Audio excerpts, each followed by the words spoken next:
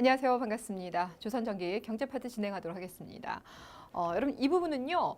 가장 핵심적인 게 바로 뭐냐면 고려시대와 조선전기 그리고 조선 후기의 차이점을 여러분께서 구분하시면 돼요. 문제 자체가 어렵진 않습니다. 근데 정확하게 고려, 조선전기, 조선후기 구분할 수 있느냐 이게 가장 핵심이고요. 여기서 문제가 살짝 어려워진다라고 하면 그 변화상을 사료와 연결시킬 때 갑자기 난이도가 훅 하고 올라갈 수 있어요. 근데 여러분께서 모든 사료를 다 읽어볼 수는 없습니다, 여러분들.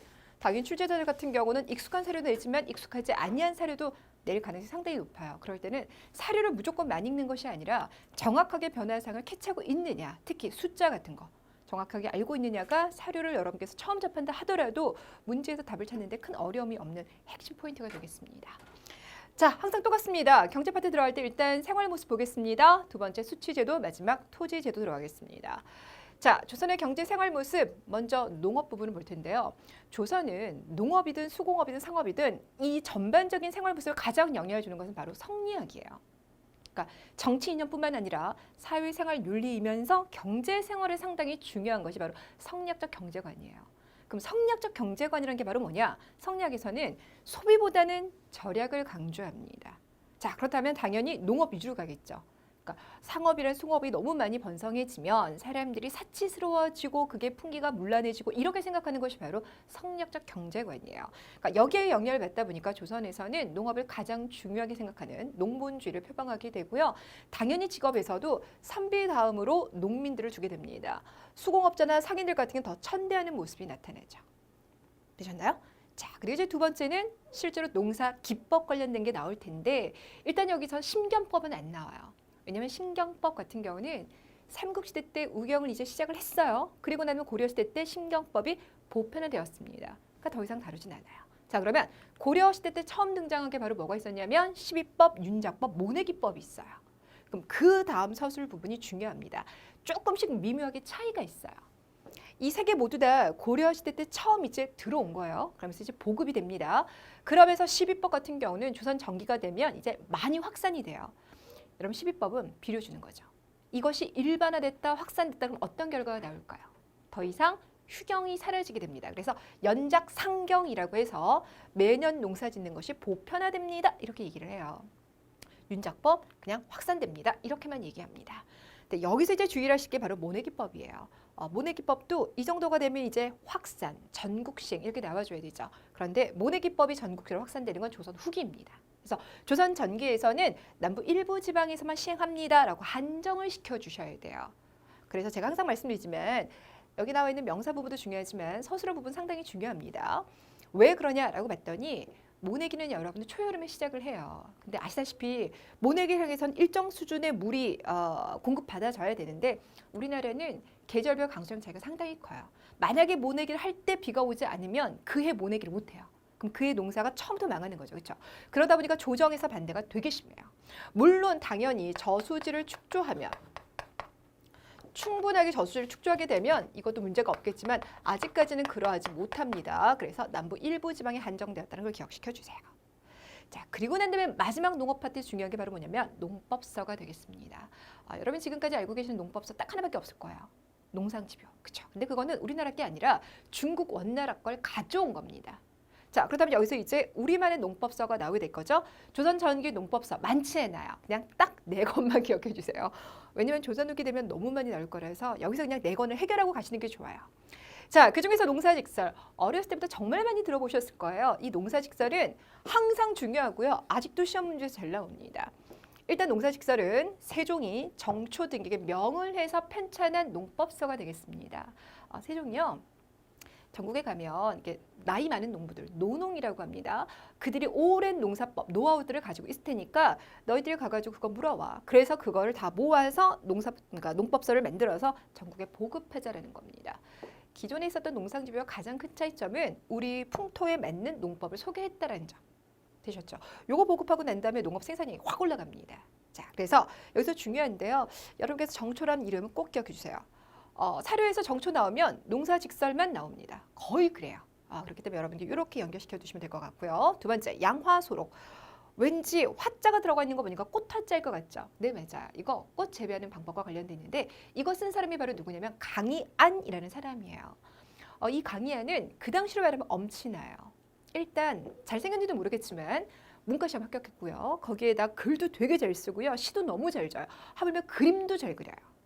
그래서 조선 전기에 특히 15세기 대표적인 회화하면 고사관수도가 있습니다.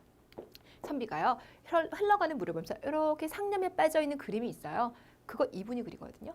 근데 그 엄친애가 양화소록이라고 해서 화초 재배법을 기록한 책까지 쓰게 됩니다. 진짜 엄친아 맞죠? 그리고 이 엄친아의 동생이 있습니다. 강희맹이라고 있습니다. 그러니까 대단한 형제가 되겠는데요. 그 강희맹이 은퇴하고 난 다음에 경기도 시흥에서 농사를 졌어요. 특히 이제 여러 가지 밭농사와 관련된 것을 글로 적어놨습니다. 이것이 바로 금령잡록입니다. 자, 그리고 마지막으로 구왕차료가 있는데 여러분 이 구왕차료 같은 경우는 일단 시점이 상당히 중요해요. 어느 시점이냐? 명종시기입니다.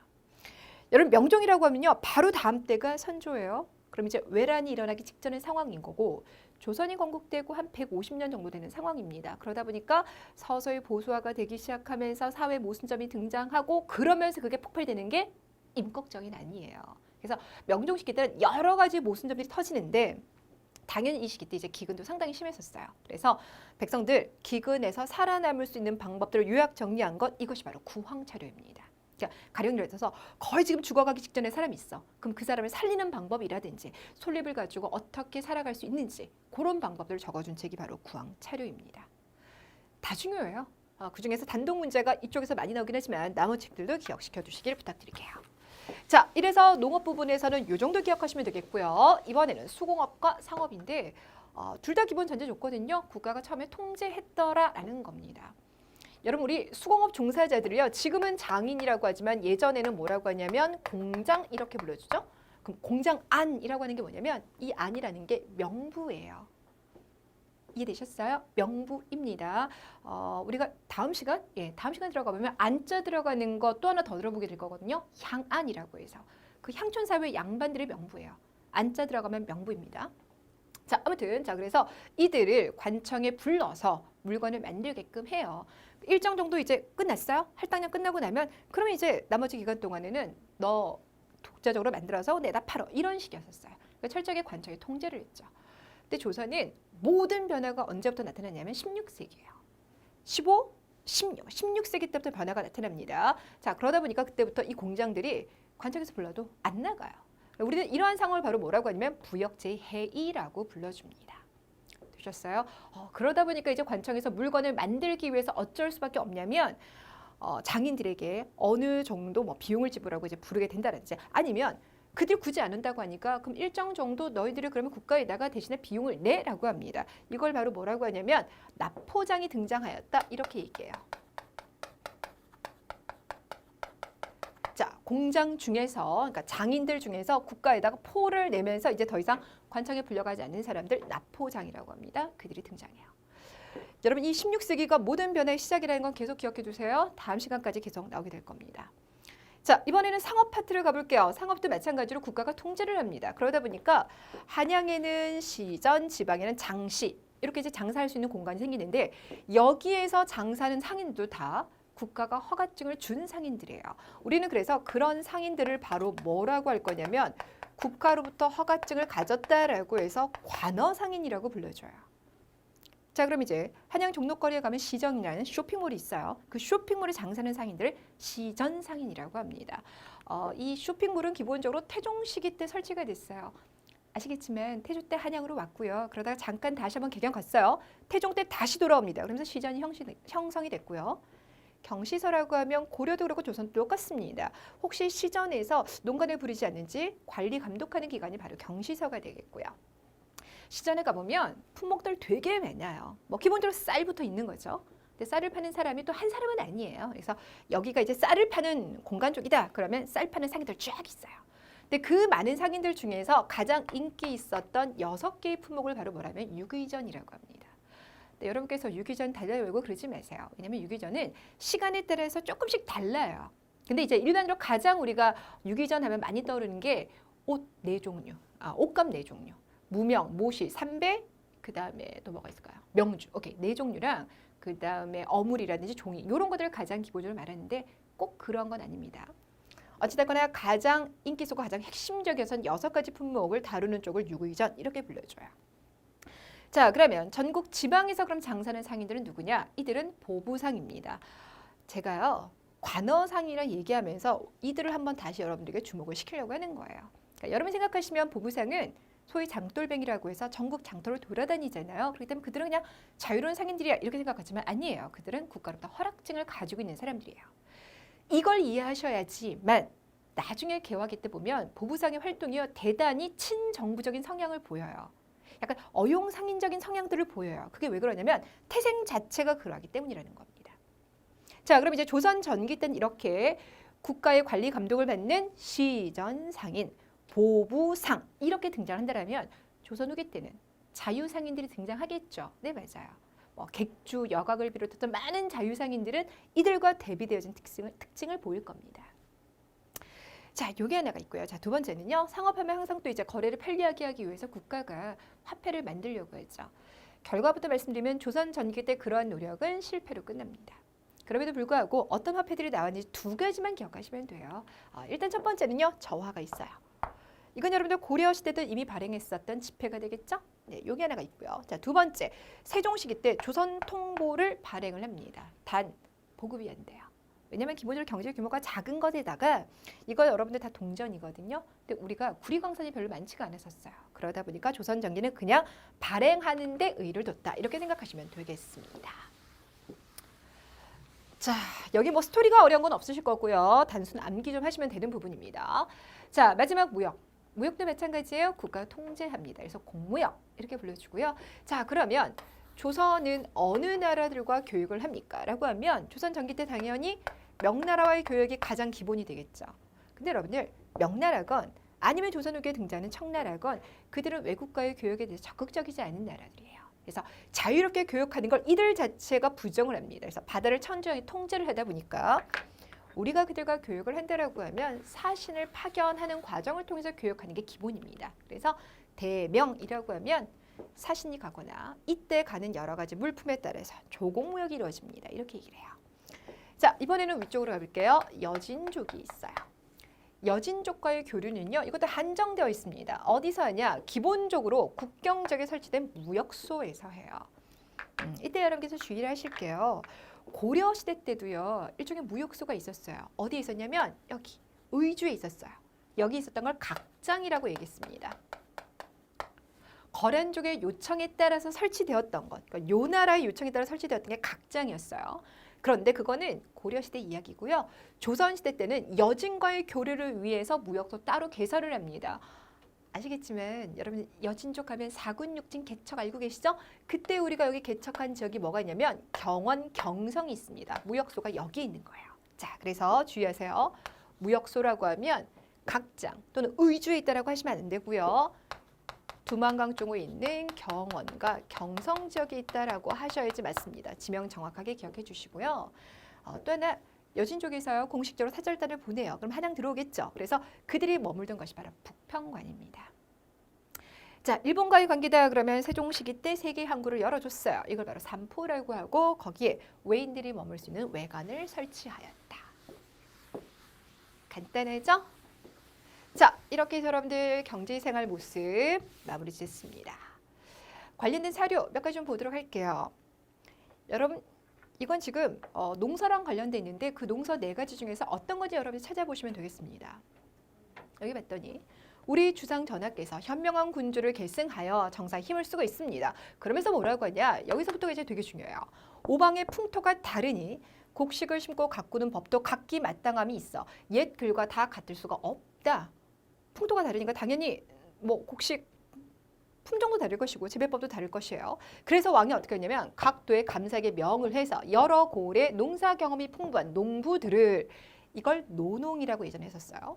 자, 그래서 그들에게 방문해서 농토에 이미 시험한 증언에 따라서 갖추어 여러 가지를 아뢰게 해왔다. 그리고 난 다음에 누구로 하여금 정초로 하여금이라고 얘기를 했어요. 자, 그렇다면 이거는 세종 시기 때 편찬된 농사직설이라는 걸 알 수가 있습니다. 실제로 기출문제에 나왔던 사료입니다. 그래서 이런 것들은 여러분들 기본적으로요. 그러니까 핵심적인 인물들을 통해서 사료가 어떤 것인지 파악하는 게 가장 좀 쉬운 방법이 되겠습니다. 자, 이번에는 수치제도 파트 들어가 보도록 할게요. 겁먹지 마시고요. 어디선가 본 적이 있죠? 고려시대랑 똑같습니다. 자, 일단 조선에서도요. 조세 공납역으로 들어갑니다. 자, 조세라고 하는 것은 땅에서 나온 생산물에 대해서 10분의 1세를 걷는 건데 우리는 전통적으로 결부제라는 걸 채택한다라고 얘기했었죠. 그래서 1결, 거기에서 이제 10분의 1세를 걷어들이게 됩니다. 그럼 이제 1결이요. 300두가 나오는 거예요. 그러면 10분의 1세다라고 했으니까 30두를 걷겠구나. 그냥 그렇게만 알고 계시면 되겠고요. 그럼 이렇게 걷어들인 농산물을 어디까지 가져왔냐면 한양까지 가져와야 되겠죠. 아무래도 내륙교통이 불편합니다. 순을 이용하게 돼요. 그래서 나오는 게 조운제도가 돼요. 그래서 조창이라고 하면 각 지방에 있는 창고가 되겠고 경창이라고 하면 고려시대 때는 개경이 있는 거고요. 조선시대는 한양 옆에 있는 게 바로 경창이 됩니다. 그래서 전국에 배를 타고 가져온 쌀이나 곡식 같은 건 경창이 모아주는 거예요. 단 노란색으로 쓰여있는 이 부분은 고려시대 때 안 나왔던 거예요. 이것만 하나 추가시켜 주시면 돼요. 자, 익류지역이라고 하는 건 어떤 지역들이냐. 결과부터 그냥 말씀드릴게요. 익류지역으로 지정된 곳들은요. 여기 평안도, 함경도, 그리고 제주도입니다. 이들 같은 경우는요. 여기 지금 조세를 한양까지 내는 거 면제받은 지역들이에요. 이게 바로 익류지역이에요. 왜 면제받았을까요? 그렇죠. 평안도랑 함경도 같은 경우는요. 지금 국경지대이기 때문에 국방비가 워낙 많이 들어가요. 거기다 사신 접대비도 많이 들어갑니다. 그래서 빼주는 거고요. 제주도 같은 경우는 현무암지대입니다. 농사 짓는 것 자체가 불편합니다. 그래서 빼주는 거예요. 되셨죠? 그래서 고려시대랑 다 똑같은데 요거 하나만 다릅니다. 챙겨두시면 되겠고요. 자, 공납이라고 하면 그 지역에 토산물을 갖다 내는 건데 자, 여기서 중요한 건 토산물의 징수 기준이 뭐가 된다? 집이 됩니다. 그러다 보니까 놀부, 흥부, 부자건 가난하건 똑같은 양을 배정받습니다. 이게 이제 공납의 가장 큰 문제점이었었죠. 각 집당 배정하는 방법 고려시대랑 원칙적으로 똑같습니다. 상공, 레귤러하게, 별공, 필요할 때마다. 진상이라고 하면 뭐냐면 왕에게 특산물을 갖다 바치는 거예요. 이해되셨나요? 네. 자, 이번엔 역으로 한번 가볼까요? 역도 똑같습니다. 16세에서부터 시작해서요. 정확하게 말하면 59세, 일반적으로 그냥 60세라고 많이 써요. 해당하는 양인 남자에게 노동력을 수취하는 것, 이게 바로 역이 되죠. 자, 그러면 군대 오면 어떻게 온다? 3인 1조 시스템을 짜서 한 명은 직접 군대를 가는 거고 나머지 2명은 이를 경제로 지원한다. 우리는 이것을 보법이라고 해요. 자, 그다음 요역이라는 건 고려랑 좀 달라요. 고려시대 같은 경우는 정남의 그 숫자, 많고 적음을 따라서 9단계로 나눠서 9등급으로 나눠서 그들을 이제 공사 현장에 불러들인다고 했어요. 근데 조선시대 같은 경우는요. 성종시기 때 이게 픽스가 딱 되는데요. 8결당 1명 그리고 1년에 6일을 동원하는 것으로 이제 경국대전에 명시가 되어 있습니다. 자, 그리고 이 모든 조세 공납력을 수취하기 위해서 국가는 호적과 양안이라는 걸 작성을 했죠. 호적이라고 하는 건 사람들의 명부, 몇 년마다? 3년마다. 양안이라고 하는 것은 땅에 대한 명부, 몇 년마다? 20년마다. 그래서 봤더니 태종 시기 때부터 호적과 양안이 작성되기 시작하였습니다. 자, 그러니까 조선은 국가 초기 단계 때부터요. 뭔가 통치력을 좀 강화시켰다. 이렇게 이해하시면 되겠죠. 고려랑 똑같아서 이제 여기는 어려움이 없어요. 그런데 여러분들이 고려보다 조금 더 추가적으로 공부하실 게 있습니다. 바로 뭐냐? 이 부분과 이 부분 말고요. 특히 이제 이 부분 좀 중요하게 생각하는데요. 조선은요. 저 조세제도가 조선 전기만 하더라도 하나로 가지 않나요? 변화가 됩니다. 그래서 조금 더 저 부분을 디테일하게 보셔야 돼요. 자, 그래서 조세의 변화갑니다. 자, 일단 조선 초기는요. 담업 손실법이라는 방식을 통해서 걷어들여요. 근데 문제를 풀 때는 보통 이렇게 나와요. 여러분 조선의 초기 토지 제도를 과전법이라고 하죠. 그래서 과전법 아래서의 조세 이렇게도 얘기합니다. 같은 거예요. 그러다가 세종대왕 시기 때 바꾸어요. 이게 바로 공법이에요. 자, 그럼 이쪽은 제가 아까 말씀드렸어요. 생산량이 몇 분의 1면 10분의 1을 걷어들입니다. 그리고 고려랑 조선 똑같습니다. 땅의 비옥도가 똑같지 않기 때문에 상중하 3단계로 구분을 지어요. 자, 그런데 일단 뭐 여기가 워낙 상전 땅이에요. 하지만 올해는 또 농사가 잘 안 될 수도 있어요. 여긴 중간 정도의 급이지만 올해는 유난히 농사가 잘 될 수도 있어요. 그러다 보니까 매해 풍년과 흉년 정도로 조사를 해요. 여러분들 말이 좀 어렵긴 한데요. 답이 바로 뭐냐면 답사 가는 거예요. 역사학과, 그러니까 사학과 쪽 사람들은 1년에 한두 번씩 답사를 가거든요. 답사라는 게 현장 체험 가는 거예요. 그러니까 여기서 담업 손실법이라는 건 뭐냐면 그의 농사가 잘 됐는지 안 됐는지를 직접 가서 답사를 해서 그걸 보고 아, 되게 잘 됐네. 어머, 올해 너무 농사 안 됐구나라고 해서 세액을 줄여주는 걸 담업손실법이라고 합니다. 그거 자체는 어렵지 않죠. 자, 그런데 여기서 이제 중요한 게 있어요. 한번 읽어보세요. 뭔가 조금 이상한 거 있지 않나요? 우리가 일반적으로 생각했을 때 그래요. 수령이 가서 올해 농사 잘 됐는지 안 됐는지 조사하는 건 그래 당연한 것 같은데 누가 조사에 나간다 그러냐면 전주가 나갑니다라고 되어 있습니다. 전주 전객제도에서 전주가 바로 뭐냐면 조세 징수하는 권한을 가지고 있는 수조권자를 말해요. 그러니까 내가 그 토지에서 지금 조세를 받아먹을 수 있는 권한을 가졌을 때 나는 수조권자입니다. 내가 바로 전주예요. 근데 그런 내가 직접 농토에 가서 어머 올해 농사가 좀 안 됐네요. 제가 세금 좀 까줄게요. 라고 하는 게 쉽지가 않겠죠. 자, 그러다 보니 경우는 고양이한테 생선을 맡긴 꼴이에요. 그래서 요게 문제가 되게 많아요. 그러다 보니까 세종이 이거 아닌 것 같아. 새롭게 바꾸자라고 해서 만드는 것이 바로 공법이 되겠습니다. 공법은 일단은 근데 기준이 조금 달라요. 여기 10분의 1세죠. 근데 여기는 20분의 1세예요. 그러면 여기서는 1결이 이거는 300도를 기준으로 하니까 10분의 1이면 30도. 그럼 여기서는 지금 더 줄어드나요? 그건 조금 달라요. 왜 그러냐면 여기서는 1결을 400도를 기준으로 갑니다. 그래서 여러분이 생각하는 것처럼 갑자기 15로 쭉 든 건 아니고요. 그럼 20분의 1 하면 20도가 최대가 되는 거예요. 자, 그리고 난 다음에 이제 비옥도랑 풍년, 흉년 정도로 구분할 텐데 여러분이 어렸을 때 많이 들어보셨던 재미는 없지만 전분 6등급, 연분 9등급이 바로 그래서 나와주는 거예요. 그러니까 여기가 3단계를 고려했다면 여기는 6단계를 고려하게 됩니다. 그러니까 처음부터 니네 땅은 1등급 땅이야, 니네 땅은 5등급 땅이야 라고 설정이 되는 거예요. 그때 가서는 이제 자를 가지고 측정을 해줍니다. 그래서 만약에 내가 소유하고 있는 땅이 정말 비옥하다 그래서 1등전이 됐다. 자, 그런데 내 땅은 어머 너무 척박해요. 그래서 내가 6등전이 됐다. 그럼 차이가 있겠죠. 면적 차이는 어느 정도가 있냐면 4배 차이가 있어요. 최대 4배 차이. 이해되셨죠? 그래서 이렇게 일단 설정을 해주고요. 그리고 난 다음에 매년 풍년, 흉년을 따져줘요. 그래서 연분 9등급이라고 합니다. 그러니까 얘는 기본으로 설정이 되면 변동이 잘 안 되는 걸 생각하시면 되겠고요. 얘는 매년 고려한다라고 생각하시면 되겠습니다. 그럼 단순하게 생각해 보세요. 비옥도 3단계고요. 여기서는 세액을 결정할 때 10단계로 나눠요. 그럼 곱하면 30개의 경우의 수가 나오겠죠. 근데 여기는 6, 9니까 54개의 경우의 수가 나오겠죠. 보다 디테일해졌다고 생각하시면 돼요. 자, 그래서 보시면 풍년과 흉년을 고려를 해서 가장 많이 거둘 때는 어찌됐거나 400도에 20분의 1이니까 20도를 걷는 게 제일 많아요. 근데 이게 이제 9등급이니까 18도, 16도 쭉쭉쭉쭉쭉쭉 단계를 내려가서 9단계로 가거든요. 그러면 몇 도가 나냐면 4도가 남아요. 그래서 최대 20도에서 최저 4도를 징수합니다. 이렇게 얘기를 해요. 근데 이제 나중에 뒤로 가면요. 거의 6도, 4도 이렇게 이제 고정되게 되고 그러다 보니까 인조 시기 때 있죠. 뭐 어차피 거의 최저로 맞추다 보니까 이제는 그렇게 복잡하게 하지 말고 인조 때부터는 우리 그냥 4도로 고정시켜버리자라고 합니다. 그래서 조선 후기 때 나오는 것이 바로 뭐냐면 영정법이에요.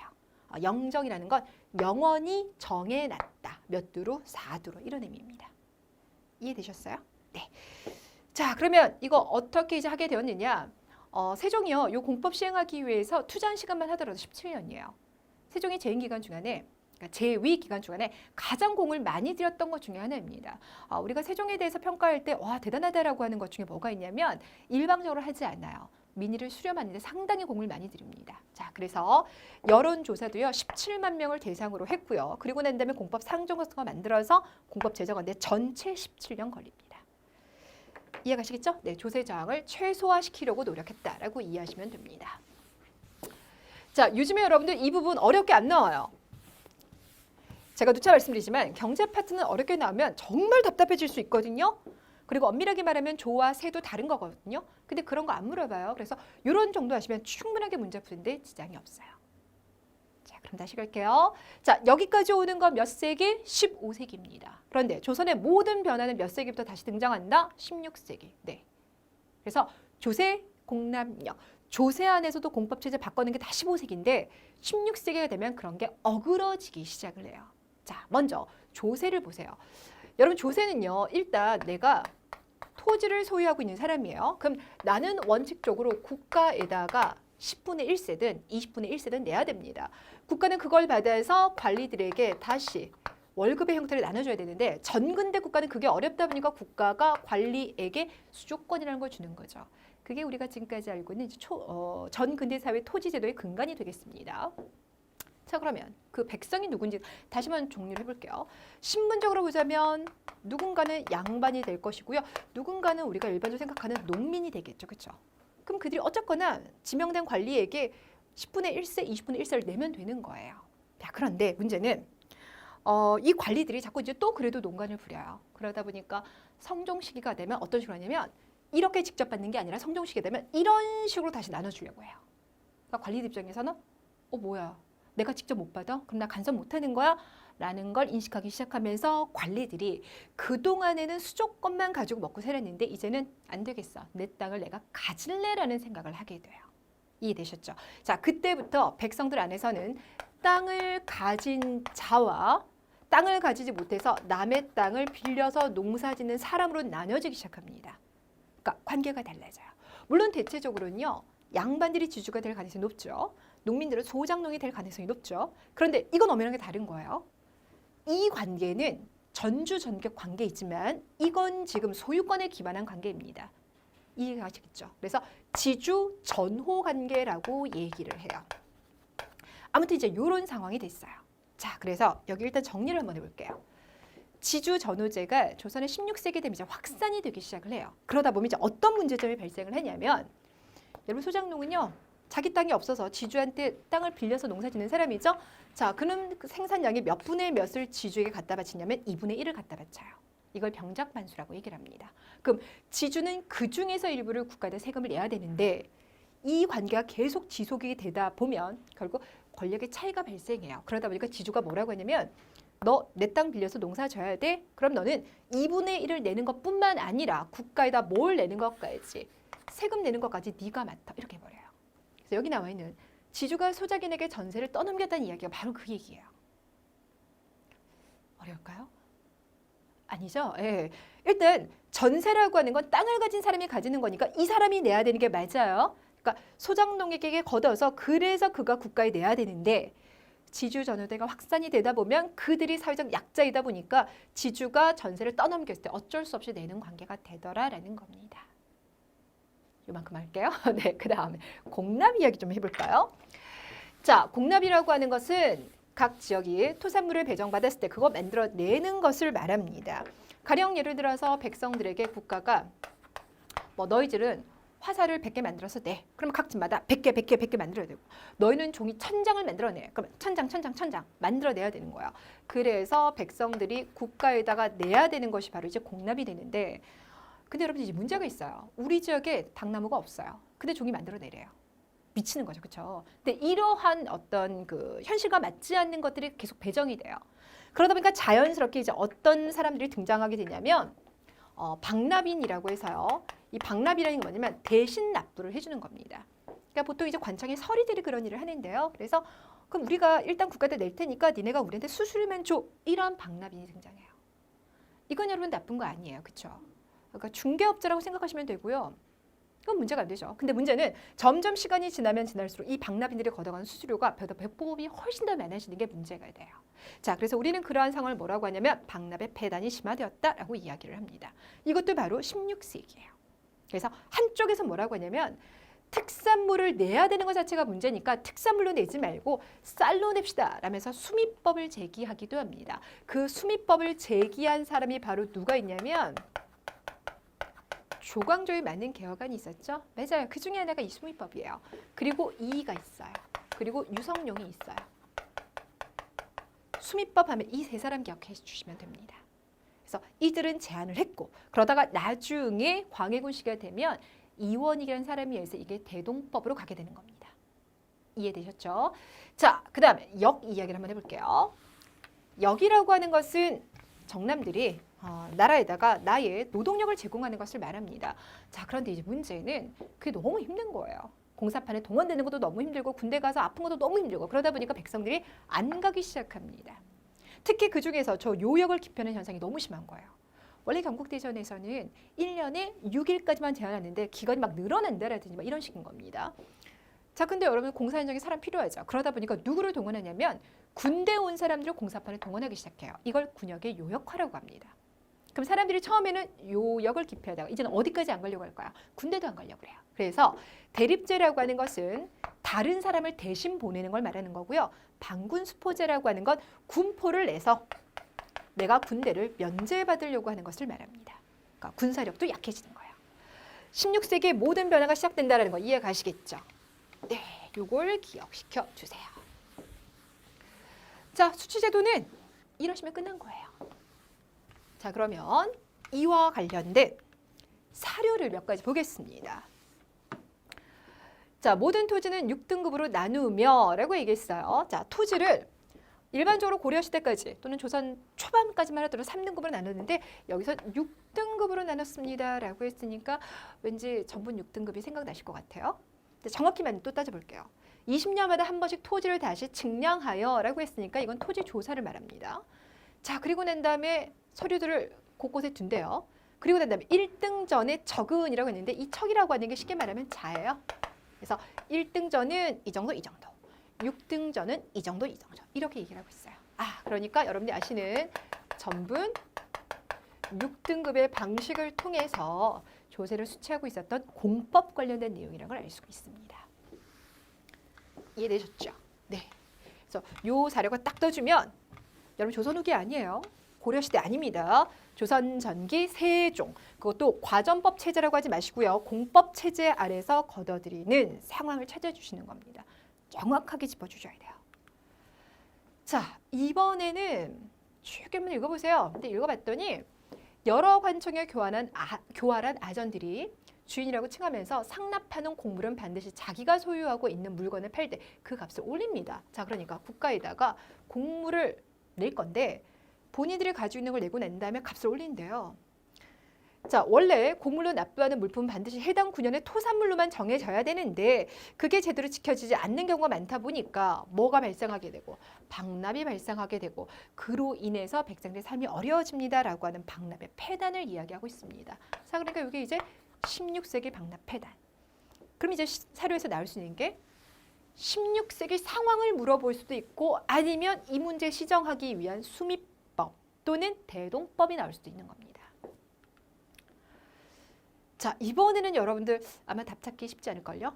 이거 어떤 사건이랑 관련된지 한번 생각해 주세요. 자, 저들 도적이 생기는 것은 도적질 하기를 좋아해서가 아니다라고 문장이 시작되고 있습니다. 자, 도적이 생겼다 이렇게 얘기했어요. 이거 농민 반란군이겠죠. 여러분 우리 역사 속에서 농민 반란군이 나온다 그러면 신라에서 하대 쪽에서부터 출발할 수가 있을 거예요. 고려 시대 때 같은 경우는 무신 정권기가 나올 수 있을 겁니다. 그리고 조선 같은 경우는 16세기가 나와줄 수 있을 거예요. 근데 여기서 이제 뭐라고 하냐면 도적이 생기는 것은 도적질하기를 좋아해서가 아니라 굶주림과 추위가 너무 심각하다 보니까 어쩔 수 없이 먹고 살기 위해서 도적이 된다라고 하면서 도적에 대해서 옹호 발언을 해주고 있어요. 여러분 이거 국가가 편찬한 정통 역사서예요. 근데 정통 역사서에서 이런 농민 봉기에 대해서 우호적으로 평가해주기 쉽지가 않죠. 근데 그렇게 나왔어요. 자, 이게 바로 뭘 얘기하는 거냐면 16세기 임꺽정의 난과 관련되어 있습니다. 네. 그러니까 사관이 보기에도 임꺽정의 난이 일어난 건 이 농민들의 문제가 아니라 국가의 시스템의 문제다. 어쩔 수 없이 그들이 내몰린 거야. 이렇게 얘기하는 거야. 자, 그러면서 뭐라고 하냐면 권세가의 지분 공경연이 벼슬을 사려는 자들로 시장을 이루고 무례배들이 백성을 약탈한다. 백성이 어찌 도적이 되지 않겠는가라고 얘기를 하고 있습니다. 그래서 임꺽정의 나는 사관도 그들에 대해서 이해를 하고자 한다. 옹호해주는 발언을 하고 있다. 조금 특이한 경우가 되겠죠? 네. 16세기 조선의 상황을 반영한다라고 생각하시면 되겠습니다. 자, 마지막으로 조선의 토지제도 들어갈 텐데요. 조선의 토지제도는 여러분께서 변화 과정을 이해를 하셔야 돼요. 자, 일단 과전법부터 가겠습니다. 고려시대 때 전시가가 있었어요. 그러다가 뭐 무신정권 지나가고 뭐 이러면서 그냥 전시가 다 무너져 버렸죠. 그리고 나는 원종 시기 때 녹과전이라고 생겼지만 그것도 경기 파련에 나눠줄 만한 게 없어요. 그러면서 이제 원나라 간섭기 넘어가고 대토지 소유가 확산되고 결국 신진 4대부, 그중에서 급진파 4대부들이 이제 과전법을 통해서 새로운 토지 제도를 만들어냅니다. 그럼 여러분 머릿속에는요, 이 과전법을요, 뭐랑 비교를 해주셔야 되냐면 고려시대 전시과와 비교를 해주셔야 돼요. 일단 전시과나 과전법을 똑같이 문무 관리들에게 나눠주는 것을 그 목표로 하고 있습니다. 단 차이점이 있다라면 전시과는요, 꼭 문무 관리뿐만 아니라 나라에 일하고 있는 관료들을 웬만하면 다 챙겨주려고 한다고 했었어요. 가령 예를 들어서 뭐 한인들까지도 챙겨줍니다. 그런데 조선시대 과전법은요, 문무 관료 위주로만 거의 줍니다.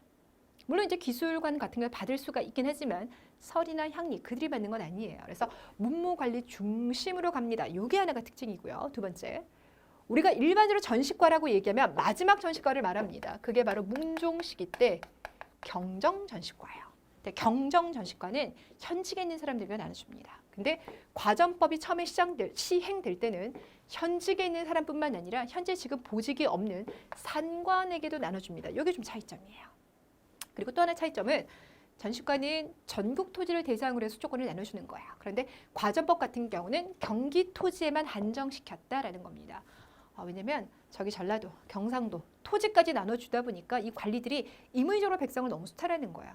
그래서 국가에서는 그 관리들을 통제하기 위해서 경기 지역만 나눠줍니다. 그리고 이거는 이제 지금 현재 나라에 봉사하고 있는 대가로 나눠줬기 때문에 원칙적으로는 세습이 불가능합니다. 네, 단 전시관에서도 세습 가능한 토지들이 있었죠. 대표적인 게 공음저 같은 거. 여기도 마찬가지예요. 세습 가능한 토지가 있습니다. 그게 바로 뭐냐? 일단 공신전이 있어요. 주의하세요, 여러분들. 고려시대 때도 공신전이 없었던 건 아닌데 전시과 안에서는 없어요. 그러니까 그 전, 전시과 이후에 있는 거지 전시과일 때는 없었어요.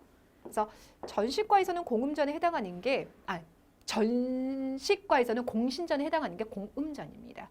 근데 조선에서는 아무튼 이제 공신전이 있었어요. 그리고 수신전과 휴량전이 있는데 이 수신전은 관리의 부인에게 주는 거예요. 그러니까 남편이 일찍 사망했을 때 그 부인이 재혼하지 않는 경우 주는 경우가 수신전이고요. 그러니까 몸을 지킨다는 겁니다. 휴량전이라고 하는 건 자식을 키우고 있을 때. 그러니까 남편이 사망했고 아이들은 아직 어려요. 그런데 그 어린 아이들에게 주는 것이 바로 휴량전이 되겠습니다. 이건 이제 그러니까 세습이 가능해지는 부분인 거죠. 자, 그런데 여러분 이러한 상황에서 이제 과전법 충분히 어떤 문제가 나올지 여러분께서 유추 가능하실 것 같아요. 바로 뭐냐? 경기도의 토지라는 게 그렇게 많지 않아요. 근데 그 안에서 현재 지금 보직을 받고 있는 사람, 현재 보직이 없는 사람한테도 줘요. 세습 가능한 토지도 있어요. 점점 나눠줄 게 없겠죠. 그래서 세조 시기 때 안 되겠다라고 해서 현재 일을 하고 있는 사람에게만 나눠주려고 그래요.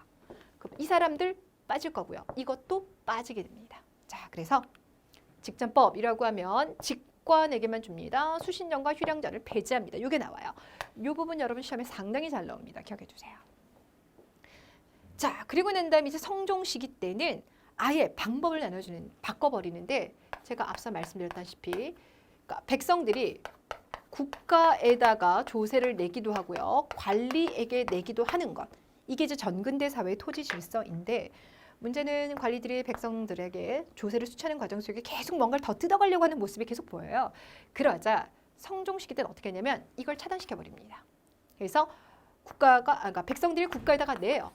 그러면 국가가 그걸 다시 관리들에게 나눠주는 형태를 보이게 됩니다. 저게 바로 관수관급제예요. 관에서 걷어들여서 관에서 나눠줍니다. 이게 바로 관수관급. 이해되셨죠? 자, 그러면 시험 문제에서는 관수관급제가 뭐냐고 물어보지 않아요. 그로 인해서 나타난 파급 효과를 생각하시면 돼요. 자, 그럼 일단 국가 입장에서 볼게요. 국가 입장에서는 토지에 대한 지배력이 어떻게 될까요? 강화되죠. 그러니까 관리들이 임의적으로 백성이나 토지에 대해서 영향력 행사하는 걸 차단했기 때문에 국가의 영향력은 강화된다고 생각하시면 됩니다. 그럼 관리의 입장에서 어떠냐?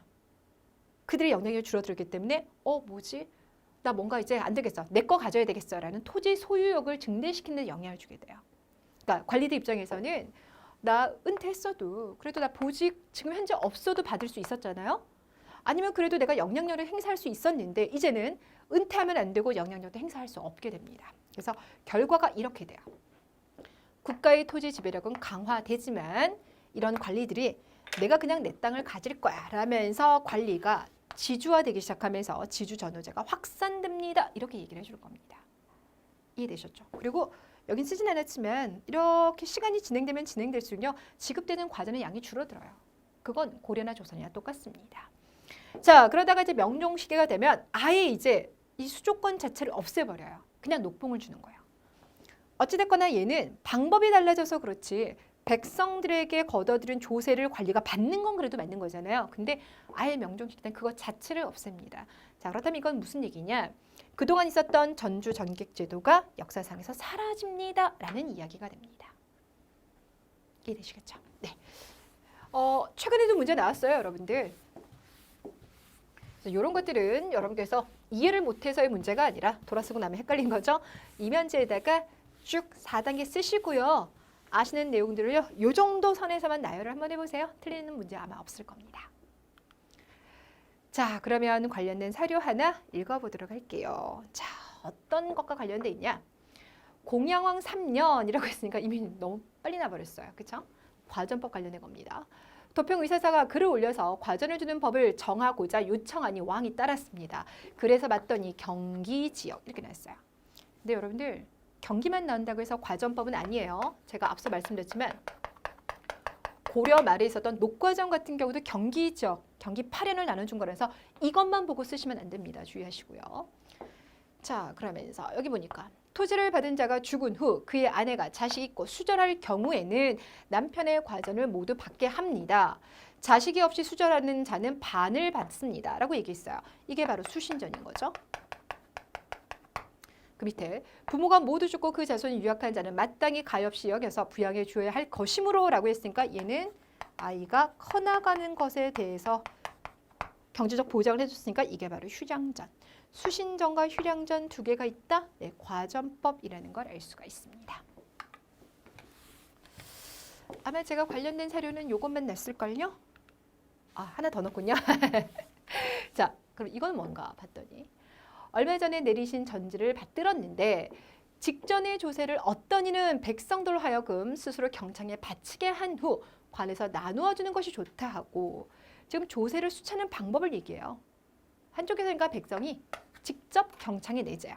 근데 또 다른 한쪽에서는 뭐라고 얘기하냐면 경창에 바치는 것이나 지주에게 직접 바치는 것이나 별바 다른 데 없으니 원래대로 갑시다 이렇게 얘기해요. 그럼 원래대로 가는 방법은 우리가 항상 썼던 이렇게 관리에게 직접 가는 방법. 이거는 국가에 내면 국가가 관리에게 주는 방법. 이건 거예요.